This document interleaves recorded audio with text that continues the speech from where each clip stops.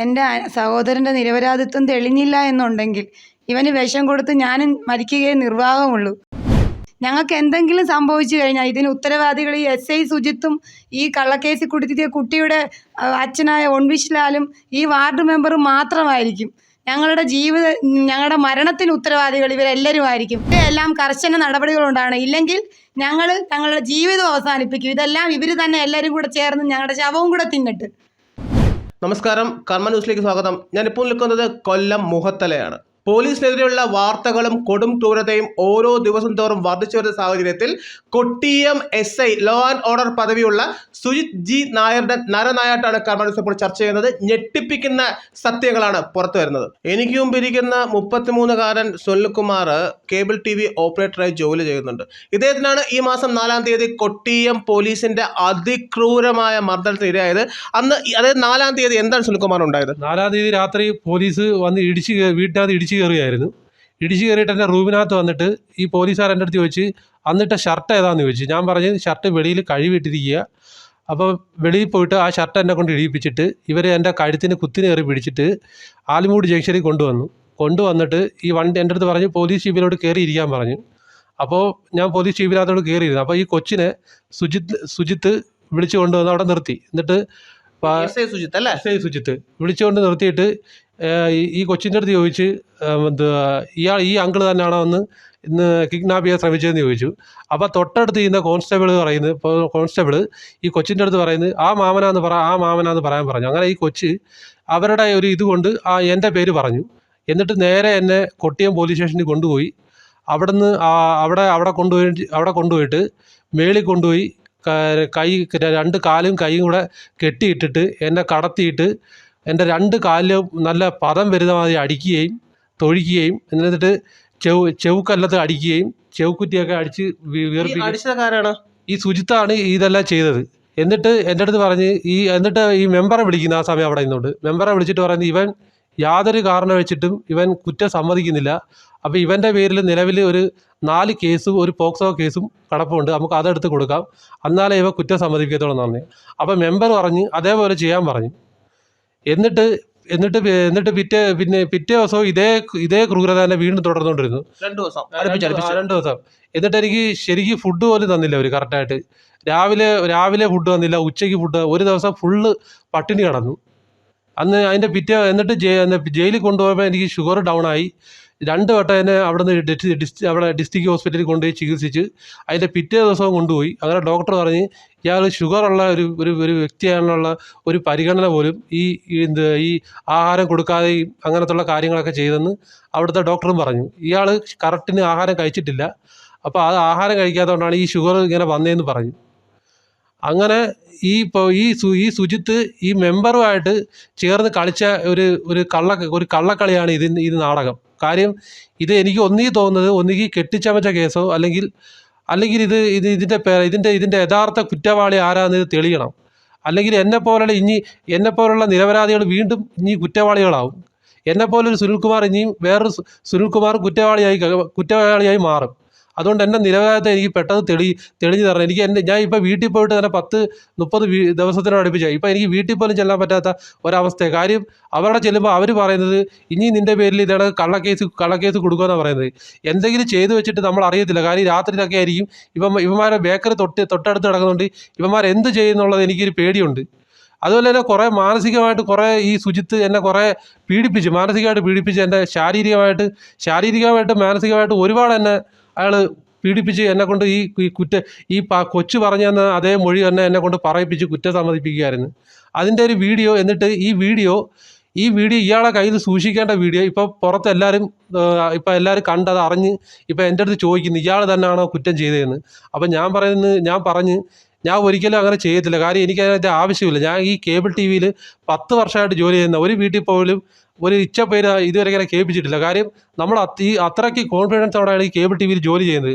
ക്ഷമയുണ്ടെങ്കിൽ മാത്രമേ ഈ cable TV പോലും ജോലി ചെയ്യാൻ പറ്റൂ. കാര്യം ഈ കസ്റ്റമർ നമ്മളിപ്പോൾ ഒരു കംപ്ലയിൻറ്റ് നോക്കി കൊടുക്കുമ്പം അവർക്ക് നമ്മൾ ആ കംപ്ലയിൻറ്റ് കറക്റ്റായിട്ട് നോക്കി കൊടുത്താൽ അവർക്ക് ഒരു സന്തോഷവും മനസ്സിലുള്ളൊരു സ്നേഹവും കാണും. ആ സ്നേഹം നമ്മുടെ അടുത്ത് എപ്പോഴും കാണും. തിരിച്ച് നമ്മൾ കംപ്ലയിൻറ്റ് നോക്കാതെ 2-3 ദിവസമൊക്കെ ഈ കംപ്ലയിൻറ്റ് ഇട്ടിട്ട് പോകുമ്പോൾ അവർക്ക് നമ്മളോട് തിരിച്ച് ദേഷ്യം കാണും. പക്ഷേ എൻ്റെ ഭാഗത്തു നിന്ന് അവർക്ക് ഇതുവരെ യാതൊരു പരാതിയോ അല്ലെങ്കിൽ മറ്റ് കാര്യങ്ങളോ ഇല്ല. അവിടെ ചെന്ന് അന്വേഷിച്ചാൽ അറിയാം എൻ്റെ പൊസിഷനും മറ്റ് കാര്യങ്ങളും. ഞാൻ അങ്ങനെ ഒരിക്കലും ചെയ്യത്തില്ലെന്ന് അവർക്ക് എന്നിട്ട് ഇപ്പോഴും അവർ പറയുന്നു എവിടെ വേണമെങ്കിലും അവർ സാക്ഷി പറയാൻ സാക്ഷിയല്ല കോടതി വരാൻ പറയാൻ സാക്ഷി എന്ന് പറയാൻ അവർക്ക് തയ്യാറാണെന്ന് അവരിപ്പോഴും പറയുന്നത്. കാര്യം എന്നെ അത്രയ്ക്ക് വിശ്വാസമാണ്. 10 വർഷം കൊണ്ട് ഞാൻ ജോലി ചെയ്ത നല്ലൊരു വിശ്വാസമാണ് അവർ എടുത്തിരിക്കുന്നത്. അവിടുത്തെ ഒരു പോലീസുകാരനും അന്ന് കൊട്ടി സ്റ്റേഷനിലുണ്ടായിരുന്നു. അവർ ആ പുള്ളി വരെ എൻ്റെ അടുത്ത് എന്നെ കണ്ടിട്ട് ഞെട്ടിപ്പോയി. കാര്യം ഞാൻ അങ്ങനെ ചെയ്തിരുന്ന ആ പുള്ളിക്കാരനും അറിയാം. അപ്പോൾ ആ പുള്ളിക്കാരൻ വരെ ഇങ്ങനെ പറയുമ്പം ഞാനാ കുറ്റവാളി എന്ന് പറയുമ്പോൾ ഞാൻ ഈ ജയിലിൽ കിടന്ന സമയങ്ങളിലെല്ലാം ഇത് എത്ര ദിവസം താങ്കൾ ജയിൽ ശിക്ഷ അനുഭവിച്ചു? ഞാൻ 5 ദിവസം ജയിൽ ശിക്ഷ അനുഭവിച്ചു. ആ ജയിലിൽ കിടക്കുന്ന സമയത്തെല്ലാം ഞാൻ ആഹാരം പോലും കറക്റ്റാಗಿ കഴിക്കത്തില്ല. കാര്യം ഈ ആഹാരമൊന്നും എനിക്ക് ശരിയാകത്തില്ല. കാര്യം എന്നിട്ട് ഞാൻ 2 ദിവസം എനിക്ക് 3 നേരം അരിയാഹാരമാണ് തരുന്നത്. ഈ 3 നേരം അരിയാഹാരം കഴിച്ചാൽ ഷുഗർ ഭയങ്കരമായിട്ട് കൂടും. കാര്യം അപ്പം ഞാൻ എന്നിട്ട് ഇവർക്ക് ഇത് കൊടുത്തു. എന്നിട്ട് അത് അവർ ചെയ്തു തന്നില്ല. അവർ പറയുന്നത് അവർ സൂപ്രണ്ടിനെ കാണണം, അവിടെ കാണണം, ഇവിടെ കാണണം എന്നൊക്കെ അവർ പറയുന്നത്. മനഃപൂർവ്വം എസ്.ഐ. സുജിത്തെ കെട്ടിച്ചമച്ച കഥയാണിത്. ഇത് മനഃപൂർവ്വം അയാളെ ഈ ജോലിയിൽ നിന്ന് പിരിച്ചു വിടണം. കാര്യം അയാൾ ഈ ജോലി ചെയ്യാൻ യാതൊരു അർഹനുമല്ല. കാര്യം അയാൾ ഒരു യാതൊരു അടിസ്ഥാനമില്ലാതെ അയാൾക്ക് തെളിവുകൾ ശേഖരിക്കാനാണെങ്കിൽ ഒത്തിരി ഉണ്ട്. കാര്യം ഫോൺ ലൊക്കേഷൻ ഉണ്ട്.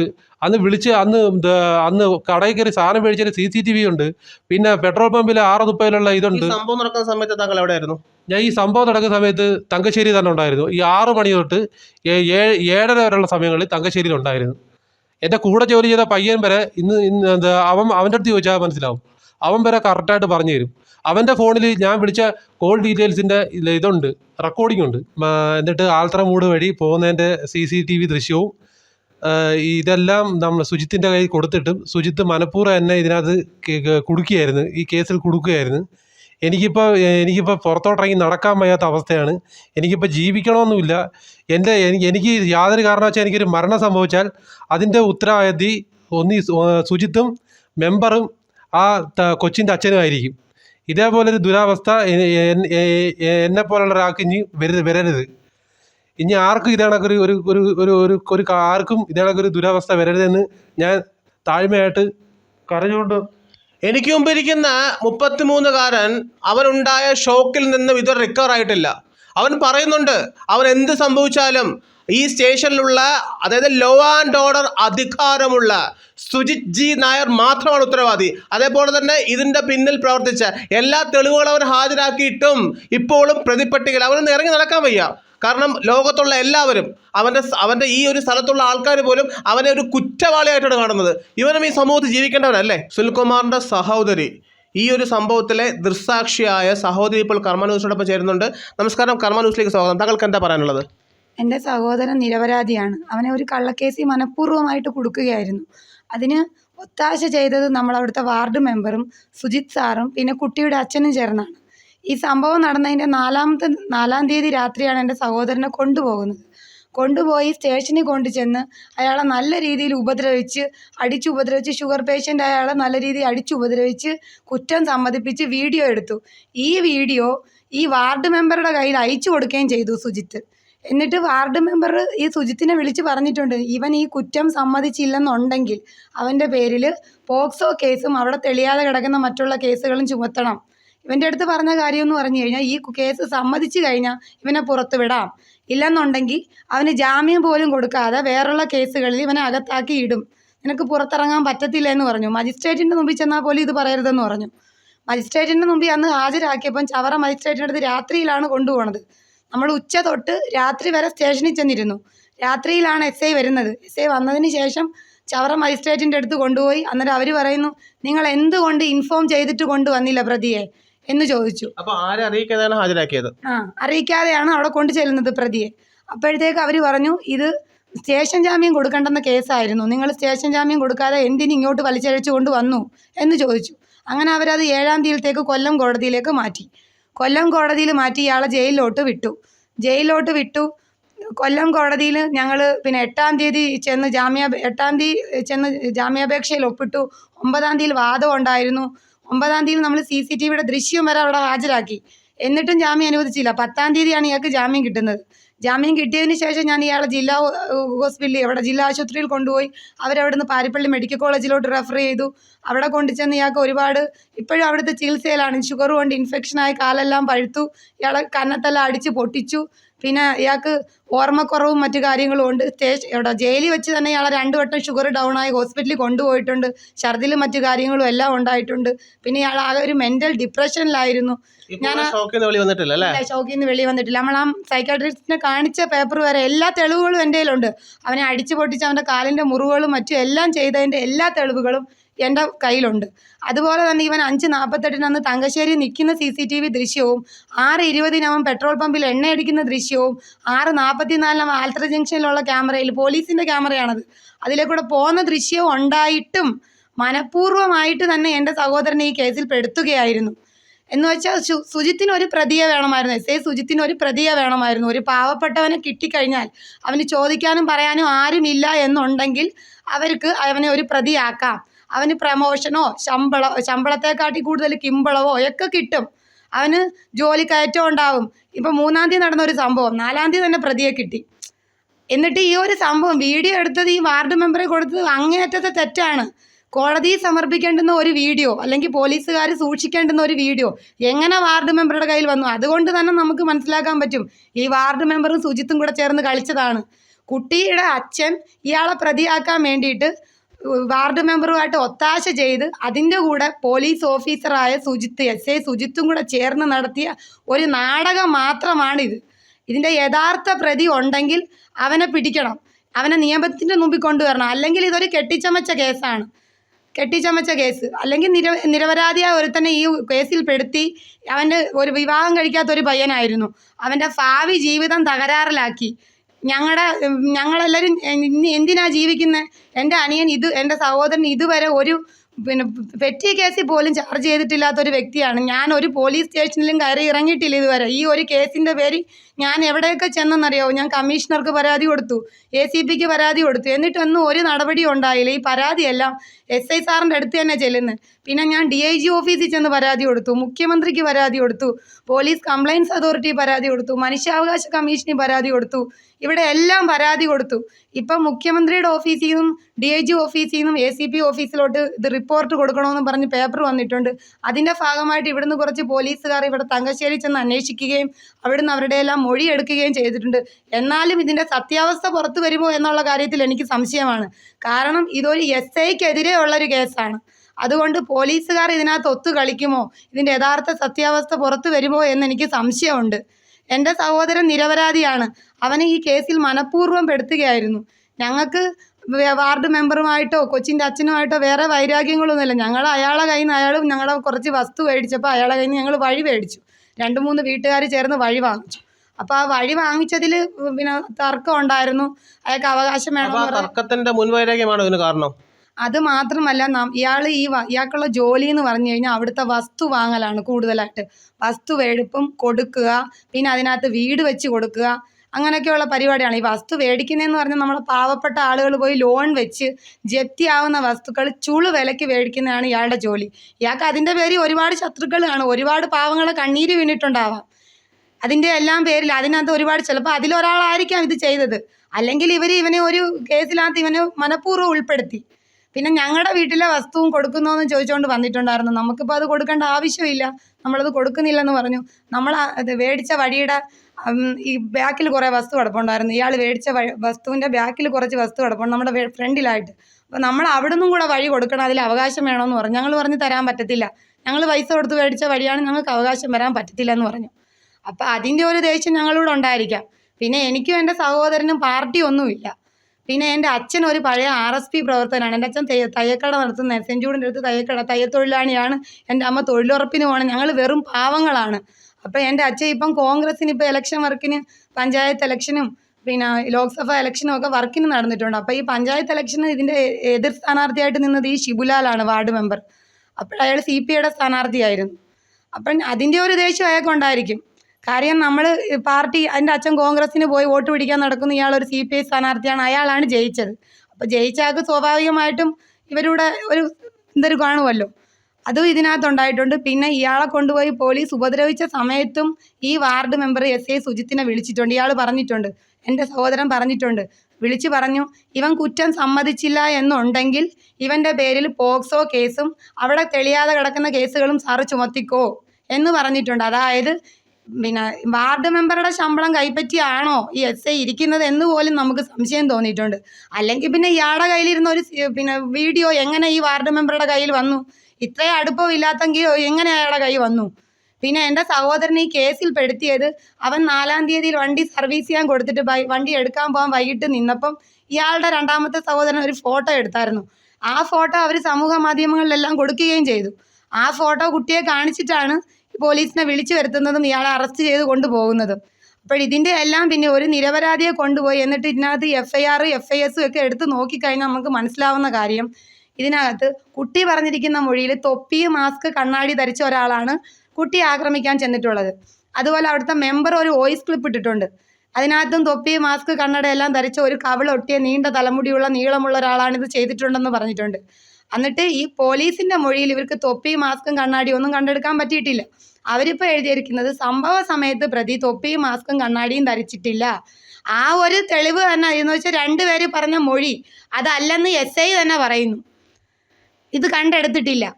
അപ്പോൾ ഇതിനകത്ത് കൂടുതൽ തെളിവുകൾ, അതായത് ഒരാളെ അറസ്റ്റ് ചെയ്ത് കൊണ്ട് പോകുമ്പോൾ ഒരു പോലീസ് ചെയ്യേണ്ടുന്ന കാര്യങ്ങൾ ഇതിനകത്ത് ചെയ്തിട്ടില്ല. കാര്യം ഇയാൾക്ക് 5:40 ഇയാൾ തങ്കശ്ശേരി ജോലി ചെയ്യുന്ന ആളാണ്. അപ്പോൾ എന്തുകൊണ്ട് ഈ സ്ഥലത്തെ വാർഡ് മെമ്പർ ആയാലും ഒരാളുടെ കാര്യമല്ല അന്വേഷിക്കേണ്ടത്, അവിടെ ഉള്ള എല്ലാവരുടെയും കാര്യങ്ങൾ അന്വേഷിക്കേണ്ട ചുമതല ഒരു വാർഡ് മെമ്പറിനുണ്ട്. ഒരു കേസ് ഉണ്ടാകുമ്പോൾ അതിൻ്റെ നിജസ്ഥിതി അന്വേഷിക്കേണ്ട ചുമതല വാർഡ് മെമ്പറിനുണ്ട്. ഇയാളിതൊന്നും ചെയ്യാതെ പോലീസിനെ ഇൻഫോം ചെയ്തു. പോലീസും തെളിവെടുപ്പ് നടത്തിയിട്ടില്ല. ഇത് തികച്ചും കൊട്ടിയം പോലീസിന്റെ വീഴ്ച തന്നെയാണ്. ഒരു പ്രതിയെ അറസ്റ്റ് ചെയ്യുമ്പോൾ തീർച്ചയായിട്ടും അതിന് വേണ്ട അന്വേഷണം നടത്തുമ്പോൾ എന്തായാലും തെളിവുകൾ ശേഖരിച്ചിട്ട് വേണം അയാളെ പ്രതിപട്ടികയിൽ ഉൾപ്പെടുത്താൻ. ഇവിടെ ഒരു തെറ്റും ചെയ്യാത്ത ഒരു പാവം 33-കാരനായ യുവാവ്, ഇവൻ കൊള്ളാം, ഇവൻ നല്ലവനാണ്, ഇവനെ നമുക്ക് പ്രതിയായിട്ട് ചേർത്താൽ ചോദിക്കാനും അല്ലെങ്കിൽ കേൾപ്പാനും കേഴിയില്ല, ചോദിക്കാനും പറയാനും ആരും തന്നെ വരുന്നില്ല എന്ന ഒരു രീതിയിലാണ് ഇവിടെ സുജിത്ത് ഇദ്ദേഹത്തെ പ്രതിപട്ടികയിൽ ചേർത്തത്.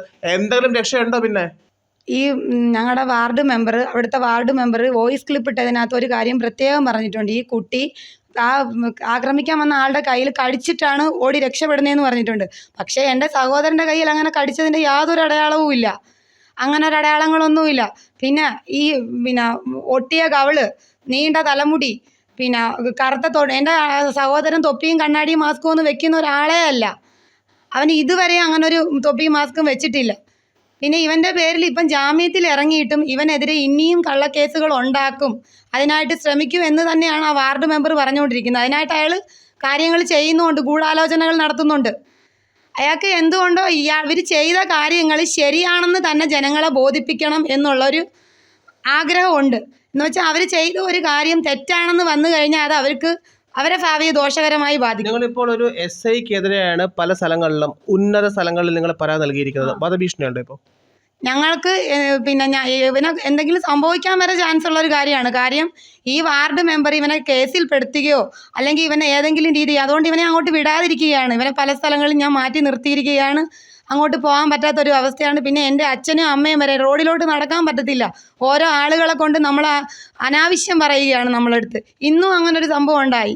എൻ്റെ അച്ഛനെ അനാവശ്യം പറഞ്ഞു ഒരാൾ വന്നിരുന്നു. എന്ന് വെച്ച് കഴിഞ്ഞാൽ നമ്മൾ പാവപ്പെട്ടവരെ എല്ലാവർക്കും എന്തും ചെയ്യാം എന്നൊരവസ്ഥയാണ് നമ്മുടെ കേരളത്തിലുള്ളത്. അങ്ങനെ ഒരവസ്ഥ ഇനി ആർക്കും ഉണ്ടാവരുത്. ഒരു നിരപരാധിക്കും ഇനി ഇങ്ങനെ ഒരു അനുഭവം ഉണ്ടാവരുത്. ഇതുപോലെ പോലീസ് സ്റ്റേഷനിൽ കൊണ്ടുപോയി തല്ലി ചതച്ച് അവനെ മാനസികമായി പീഡിപ്പിച്ച് ഒരു വീഡിയോ എടുത്തിട്ട് അയാൾ വാർഡ് മെമ്പർക്ക് കൈമാറി. അത് തന്നെ ഒരു വലിയ കുറ്റമാണ്. എന്നിട്ട് ഈ തൊപ്പിയും മാസ്കും ചോദിച്ച് അയാളെ വീണ്ടും ഉപദ്രവിച്ചു. ഇങ്ങനെയൊന്നും ചെയ്യാൻ ഒരു ഇതുമില്ല.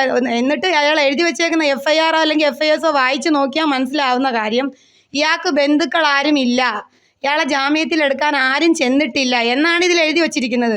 ഞാൻ അന്ന് ഉച്ച തൊട്ട് അന്ന് രാത്രി വരെ, വെള്ളിയാഴ്ച ഉച്ച മുതൽ രാത്രി വരെ ഞാൻ സ്റ്റേഷനിലുണ്ടായിരുന്നു. എൻ്റെ അടുത്ത് SI പറഞ്ഞു രാവിലെ വന്നാൽ മതി, ഞാൻ സ്റ്റേഷൻ ജാമ്യം തരാം എന്ന് പറഞ്ഞ് ഞാനാണ് അവിടെ. എന്നിട്ടന്ന് SI വന്നത് രാത്രി 8 മണിക്കാണ്. അതുവരെ ഇയാളെ കൊല്ലം കോടതി ഹാജരാക്കായിരുന്നു. ഇയാൾക്ക് ജയിലിൽ പോകേണ്ട അവസ്ഥ ഉണ്ടാവത്തില്ലായിരുന്നു. ജാമ്യം കൊടുക്കേണ്ട കേസായിട്ടും മനഃപൂർവ്വമായിട്ട് ഇവനെ കുറച്ച് ദിവസം ജയിലിൽ കിടത്തണമെന്നുള്ള മെമ്പറുടെയും കുട്ടിയുടെ അച്ഛൻ്റെ ആഗ്രഹം അനുസരിച്ച് റിമാൻഡ് അപേക്ഷയാണ് SI സുജിത്ത് കൊടുത്തത്.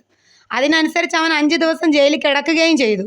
നമ്മൾ ഈ CCTV ദൃശ്യം SI സുജിത്തിന് കൊടുത്തിട്ടും അതിൻ്റെ ഒന്നും യാതൊരു കാരണങ്ങളും ഇതിനകത്ത് എഴുതിയിട്ടില്ല. CCTV ദൃശ്യം കൊടുത്തിട്ടുണ്ടെന്നോ ഇയാൾ അതിനകത്ത് പ്രതി അല്ലെന്നോ ഒന്നും ഇയാൾ എഴുതിയിട്ടില്ല. അതൊന്നും ഇയാൾ കാണിച്ചിട്ട് കൂടിയില്ല.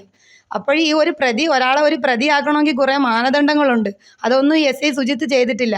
ഒരു പ്രതിയാക്കുമ്പോൾ അയാൾ ഈ സംഭവ സ്ഥലത്തുണ്ടോ, അയാൾ എവിടെയായിരുന്നു, അപ്പോൾ അയാൾക്കെതിരെ എന്തൊക്കെ തെളിവുകളുണ്ട്, അതൊന്നും അന്വേഷിച്ചിട്ടില്ല. ഇപ്പോൾ പോലീസിന് എൻ്റെ കയ്യിലുണ്ട് തെളിവുകൾ. CCTV ദൃശ്യം 5:48 CCTV ദൃശ്യം, 6:20 പെട്രോൾ പമ്പിൽ നിന്നുള്ള ദൃശ്യം, പിന്നെ 6:44 ആൽത്തറ ജംഗ്ഷനിലൂടെ പോകുന്ന ദൃശ്യം, പിന്നെ ഇയാളെ ഫോൺ ഡീറ്റെയിൽസും പിന്നെ ലൊക്കേഷനും എടുത്ത് അറിയാവുന്ന കാര്യങ്ങളേ ഉള്ളായിരുന്നു. ഇതൊന്നും പോലീസ് ചെയ്തിട്ടില്ല. അവർക്ക് അവനൊരു പ്രതിയെ വേണമായിരുന്നിട്ട് മനഃപൂർവ്വമായിട്ട്, അതായത് ഏത് പാവത്തിന് കിട്ടി അവന് ഒരുപാട് ഇടിയും കൊടുത്ത് അവനെ ഉപദ്രവിച്ച് കഴിഞ്ഞ് കുറ്റം സമ്മതിപ്പിച്ച് കഴിഞ്ഞാൽ അവന് ചോദിക്കാനും പറയാനും ആരുമില്ല. അവനെ ഈ കേസിനകത്തങ്ങ് ആയിപ്പോകും. പക്ഷേ ഈ കേസിൽ അവൻ്റെ നിരപരാധിത്വം തെളിയിക്കാൻ എവിടം വരെ പോകണമോ, എനിക്ക് ജീവൻ ഉണ്ടെങ്കിൽ ഞാൻ അവിടം വരെ പോയിരിക്കും. ഇതിനകത്ത് കളിച്ച ഒരാളെയും വെറുതെ വിടരുത്. ഈ SIയെയും ഈ ഇത് കള്ളക്കേസാണെന്ന് തെളിഞ്ഞു കഴിഞ്ഞാൽ ആ കുട്ടിയുടെ അച്ഛനെയും, അല്ലെങ്കിൽ ഇതിനകത്ത് അങ്ങനെ ഒരു ക്രൈം നടന്നിട്ടുണ്ടെങ്കിൽ അതിൻ്റെ യഥാർത്ഥ പ്രതിയെ കണ്ടുപിടിക്കണം. അതിന് കേസന്വേഷണം ആർക്കാണോ കൊടുക്കേണ്ടതെന്ന് വെച്ചാൽ മാറ്റി കൊടുക്കണം. അത് വേറെ ആരെങ്കിലും കൊണ്ട് അന്വേഷിപ്പിക്കണം. അല്ല, ഇത് കള്ളക്കേസാണെങ്കിൽ അതിന് തക്ക ശിക്ഷയും ഈ വാർഡ് മെമ്പർക്കെതിരെ, ഒരു വാർഡ് മെമ്പർ എന്താ ഉത്തരവാദിത്വം ഉള്ളതെന്ന് അയാളെ വിളിച്ച് പറഞ്ഞ് പഠിപ്പിച്ചു കൊടുക്കേണ്ടുന്ന അവസ്ഥയാണുള്ളത്. അയാൾ എന്തുകൊണ്ട് ഒരാളുടെ കാര്യം മാത്രം തിരക്കുക? അയാളുടെ ഒരു കൂട്ടുകാരൻ്റെ മകനെ ഇതിനകത്ത്, അയാളൊരു കൂട്ടുകാരനാണ് ഈ കുട്ടിയുടെ അച്ഛൻ. അപ്പോൾ അയാളെ ഒരു കൂട്ടുകാരൻ്റെ മകൻ, അയാൾക്ക് കുറേ പണമുണ്ട്, അയാൾ വസ്തുക്കച്ചവടം അതും ഇതും നടത്തുന്ന ആളാണ്. അവിടെ വന്ന് അന്വേഷിച്ചാൽ അറിയാം. എൻ്റെ സഹോദരൻ്റെ നിരപരാധിത്വം തെളിഞ്ഞില്ല എന്നുണ്ടെങ്കിൽ ഇവന് വിഷം കൊടുത്ത് ഞാൻ മരിക്കുകയേ നിർവാഹമുള്ളൂ. അല്ലെങ്കിൽ ഞങ്ങൾക്ക് നീതി ലഭിക്കണം. ഇവൻ്റെ നിരപരാധിത്വം തെളിയണം. ഇത്രയും തെളിവുകൾ ഉണ്ടായിട്ടും ഇവന് നിരപരാധിത്വം തെളിയിക്കാൻ പറ്റാത്തത് പോലീസിൻ്റെ അനാസ്ഥയാണ്. ഇതിനകത്ത് മേലധികാരികളെല്ലാം ഇടപെടണം. ഞങ്ങൾക്ക് നീതി ലഭിക്കണം. എൻ്റെ സഹോദരൻ്റെ ജീവിതം നശിപ്പിക്കരുത്. ഞങ്ങൾക്ക് എന്തെങ്കിലും സംഭവിച്ചു കഴിഞ്ഞാൽ ഇതിന് ഉത്തരവാദികൾ ഈ SI സുജിത്തും ഈ കള്ളക്കേസിൽ കുടുത്തിയ കുട്ടിയുടെ അച്ഛനായ ഒൺവിശ്ലാലും ഈ വാർഡ് മെമ്പറും മാത്രമായിരിക്കും. ഞങ്ങളുടെ മരണത്തിന് ഉത്തരവാദികൾ ഇവരെല്ലാവരുമായിരിക്കും. നിരപരാധിയായ ഒരു ചെറുപ്പക്കാരനെ ഒരു കേസിൽ കുടുത്തി അവൻ്റെ ജീവിതം ഈ നിലയിലാക്കി അവരുടെ കർശന നടപടികളുണ്ടാവണം. അവനെ ജോലിയിൽ നിന്ന് പിരിച്ചുവിടണം. SI വാർഡ് മെമ്പർക്കെതിരെയും കുട്ടിയുടെ അച്ഛൻ ഇതൊരു കള്ളക്കേസാണെന്നുണ്ടെങ്കിൽ അയാൾക്കെതിരെയും ഈ കേസ് കെട്ടിച്ചമച്ചതല്ല എന്നുണ്ടെങ്കിൽ അതിൻ്റെ യഥാർത്ഥ കുറ്റവാളികളെ കണ്ടുപിടിച്ചും ഈ കേസ് അതിൻ്റെ ശരിയായ രീതിയിൽ അന്വേഷിക്കണം. ഇവർക്കെതിരെ എല്ലാം കർശന നടപടികളുണ്ടാകണം. ഇല്ലെങ്കിൽ ഞങ്ങളുടെ ജീവിതം അവസാനിപ്പിക്കും. ഇതെല്ലാം ഇവർ തന്നെ എല്ലാവരും കൂടെ ചേർന്ന് ഞങ്ങളുടെ ശവവും കൂടെ തിന്നിട്ട്. നിങ്ങൾക്ക് എന്താ പറയാനുള്ളത്? എനിക്ക് പറയാനുള്ളത്, 1000 കുറ്റവാളികൾ രക്ഷപ്പെട്ടാലും ഒരു നിരപരാധി പോലും ശിക്ഷിക്കപ്പെടരുതെന്നാണ് എനിക്ക് പറയാനുള്ളത്. ഇവിടെ കണ്ടത് 33 വയസ്സുകാരനായ ഒരു കേബിൾ TV ഓപ്പറേറ്ററിൻ്റെ വിലാപമാണ്. അവൻ അനുഭവിച്ചു. സ്റ്റേഷനിൽ വെച്ച് SIക്ക് എന്തൊക്കെ ചെയ്യാൻ പറ്റുമോ അതെല്ലാം ആ SI ചെയ്തു കൂട്ടി. CCTV ദൃശ്യങ്ങൾ സത്യം പറഞ്ഞിട്ട് പോലും ഇപ്പോഴും പ്രതിയാണ്. നാട്ടിലേക്ക് നടക്കാൻ വയ്യ. കള്ളനാണ്, കിഡ്നാപ്പറാണ്. ഇവനെ പേടിച്ച് ഇവിടെയുള്ള പല കുട്ടികളും ഒളിക്കുന്നൊരവസ്ഥ. ഈ മാസം 3-ാം തീയതിയാണ് 33 വയസ്സുള്ള സുനിൽകുമാർ എന്ന യുവാവിനെ കുട്ടിയെ തട്ടിക്കൊണ്ടുപോകാൻ ശ്രമിച്ചു എന്ന കള്ളപ്പരാതിയുടെ പുറത്ത് SI സുജിത്ത് ഇദ്ദേഹത്തെ കസ്റ്റഡിയിലെടുത്ത് ഒരു രാത്രി മൊത്തം ഭേദിച്ച് ഉരുട്ടിയും പരട്ടിയും കിടത്തിയും അയാളെ ലോക്കപ്പിൽ മർദ്ദനത്തിന് ഇരയാക്കിയത്. പോലീസിന് സുനിൽകുമാറിനെ കയ്യിൽ കിട്ടിയ നേരം മുതൽ ഭേദ്യം തുടങ്ങി. ഉരുട്ടിയും പരട്ടിയും എന്തൊക്കെ ചെയ്യാൻ പറ്റുമെന്നെല്ലാം ചോദിച്ച് അയാളെ കൊണ്ട് എങ്ങനെയെങ്കിലും, പോലീസിന് ആവശ്യം ഒരു പ്രതിയെയാണ്, ആ പ്രതിപട്ടികയിൽ ചേർക്കാൻ വേണ്ടി ഇടിച്ച് അവനെ കൊണ്ട് സമ്മതിപ്പിച്ച ആ വീഡിയോ വാർഡ് മെമ്പറായ ഷിബുലാലിൻ്റെ കയ്യിൽ എങ്ങനെ വന്നു? അപ്പോൾ പോലീസും ഷിബുലാലും തമ്മിലുള്ള ബന്ധം എന്താണെന്ന് കണ്ടുപിടിക്കേണ്ടിയിരിക്കുന്നു. സംഭവം നടക്കുന്ന ആ ഒരു സമയത്ത് 33 വയസ്സുകാരനായ സുനിൽകുമാർ എന്ന യുവാവ് പെട്രോൾ പമ്പിൽ കയറി പെട്രോൾ അടിച്ചതും അതേപോലെ കേബിൾ TV ഓഫീസിൽ നിന്നതിൻ്റെ CCTV ദൃശ്യങ്ങളെല്ലാം ഈ കുടുംബത്തിലെ സഹോദരിയും അതേപോലെ സുനിൽകുമാറും SI സുജിത്തിന് കൈമാറിയിട്ടും ഒരു പാവപ്പെട്ട യുവാവിനെ ഇപ്പോഴും വേട്ടയാടുകയാണ് SI സുജിത്ത് എന്ന കാപാലികൻ. ഇത് തികച്ചും കൊട്ടിയം പോലീസിന്റെ വീഴ്ച തന്നെയാണ്. വിവാഹം കഴിക്കാത്ത ഒരു പാവം സാധുവിന്റെ സ്വപ്നങ്ങളാണ് SI സുജിത് G നായർ ടച്ചുടച്ചത്. ഈ വിഷയത്തെ സംബന്ധിച്ച് പരാതി പല സ്ഥലങ്ങളിലും നൽകി. അതായത് മുഖ്യമന്ത്രി, DGP, AIG, PG, അതേപോലെ മനുഷ്യാവകാശ കമ്മീഷൻ, പോലീസ് കംപ്ലയിന്റ് അതോറിറ്റിയിലും നൽകിയെങ്കിലും ഈ നിമിഷം വരെ അവർക്ക് നിയമസഹായം ഒന്നും തന്നെ ലഭിച്ചിട്ടില്ല. മരണം വരെ ഒറ്റയാൾ പട്ടാളമായി സുനിൽകുമാർ പോരാടുമെന്നാണ് ഈ വിഷയത്തിൽ എനിക്ക് പറയാനുള്ളത്. തീർച്ചയായും ഈ വിഷയത്തിൽ ഉന്നതതല പോലീസ് അന്വേഷണം വേണം. അതുമാത്രമല്ല, മേൽക്കോടതി ഈ വിഷയം പരിഗണിച്ച് ഒരു തെറ്റും ചെയ്യാത്ത ഈ 33-കാരനായ യുവാവിനെ കേസിൽ നിന്ന് ഒഴിവാക്കി ഇതിന് ഒത്താശ ചെയ്ത വാർഡ് മെമ്പറും അതിന് കൂടെ നിന്ന് സഹായിച്ച പോലീസ് കറുത്ത കൈകളായ സുജിത് ജി നായർ എന്ന ഈ വ്യക്തിയും ഒരു കാരണവശാലും സർവീസിൽ ഇനി തുടരാൻ പാടില്ല. ഇവരെയൊക്കെ സർവീസിൽ നിന്ന് ടെർമിനേറ്റ് ചെയ്ത് ശിഷ്ടകാലം പെൻഷൻ പോലും വാങ്ങാതെ ഇവരെയൊക്കെ സർവീസിൽ നിന്ന് മാറ്റണമെന്നാണ് എൻ്റെ അഭിപ്രായം. കേരള പോലീസിന്റെ നെറികേടും കൊടും ക്രൂരതയും ഒക്കെ പൊതുജനങ്ങളുടെ മുമ്പിൽ എത്തിക്കേണ്ട ഗതികേടിലാണ് മാധ്യമ പ്രവർത്തകർ. അത്തരമൊരു ക്രൂരകൃത്യമാണ് ഒരു തെറ്റും ചെയ്യാത്ത 33 വയസ്സുകാരനായ ഒരു കേബിൾ TV ഓപ്പറേറ്ററിനെ ഉരുട്ടിയും പെരട്ടിയും സ്റ്റേഷനിൽ കൊണ്ടിട്ട് ലോക്കപ്പിലും മർദ്ദനത്തിന് വിധേയമാക്കിയത്. ഇതും അരങ്ങേറിയിരിക്കുന്നത് കൊട്ടിയം പോലീസ് സ്റ്റേഷനിലാണ്. മുഖ്യമന്ത്രി പിണറായി വിജയനെ വിമർശിക്കാതിരിക്കാൻ യാതൊരു മാർഗവുമില്ല. അങ്ങേക്ക് സമയമില്ല. എന്നാൽ അങ്ങ് ചുമതലപ്പെടുത്തിയ പല ആൾക്കാരും ഈ വിഷയത്തിന് ഒത്താശ പോലും ചെയ്തെന്ന് മാറിയിരിക്കുന്ന ഒരു സാഹചര്യമാണ് ഈ ഒരു വിഷയത്തിലുള്ളത്. കൊല്ലം മുഹത്തലയിൽ നിന്ന് ക്യാമറാമാൻ സുരാജ് മറപ്പുറത്തിനോടൊപ്പം കർമ്മ ന്യൂസിനു വേണ്ടി ന്യൂസ് റിപ്പോർട്ടർ SP.